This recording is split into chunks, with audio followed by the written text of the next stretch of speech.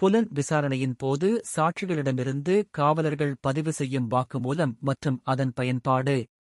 பாரதிய குடிமக்கள் பாதுகாப்பு சட்டம் 2023 பிரிவு 181 மற்றும் 182 ஆகிய பிரிவுகளை தற்பொழுது பார்க்க இருக்கிறோம்.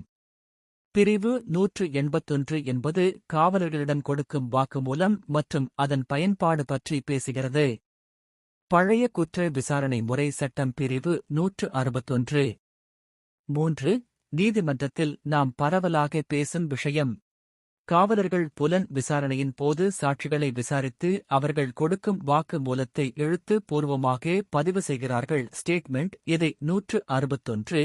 3. ஸ்டேட்மெண்ட் என்று சொல்லுவோம். இதையே பாரதிய குடிமக்கள் பாதுகாப்பு சட்டத்தில் பிரிவு 181 இல் சொல்லப்பட்டுள்ளது. Statement to police and use thereof. காவலர்களிடம் கொடுக்கும் வாக்குமூலம் மற்றும் அதன் பயன்பாடு. இதை காவலர்கள் பதிவு செய்யும் வாக்குமூலம் மற்றும் அதன் பயன்பாடு என்று எடுத்துக்கொள்ளலாம்.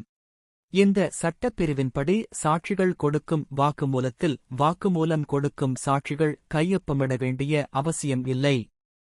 இது பாரதிய குடிமக்கள் பாதுகாப்பு சட்டம் 2023 இல் அத்தியாயம் 13 இல் சொல்லியபடி காவல் அதிகாரியின் புலன் விசாரணை நடந்து கொண்டு இருக்கும் பொழுது சாட்சிகள் இந்த வாக்கு மூலத்தை கொடுத்திருக்க வேண்டும். அதுவும் புலன் விசாரணை செய்யும் காவலரிடம் கொடுத்திருக்க வேண்டும் என்பது முக்கியம்.